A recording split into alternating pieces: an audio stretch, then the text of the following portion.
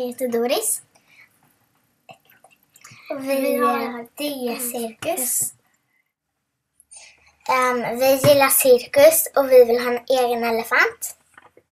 Vi kunde inte åka till Afrika och hämta en elefant så vi fick bygga en. Först gjorde vi en ritning. Vi tog en kartong och målade den i elefantfärg.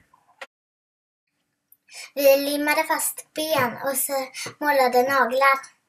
Vi tog en dammsugarslang som snabel. Nu torkar vi snabeln. Vi tog en kartong och klippte ut till öron. Nu är elefanten färdig. Nu måste vi göra den levande. Elefantens hjärta blir av lego. Det sitter en motor under elefanten. Här ser man programmet. Nu går vi ut och tränar elefanten.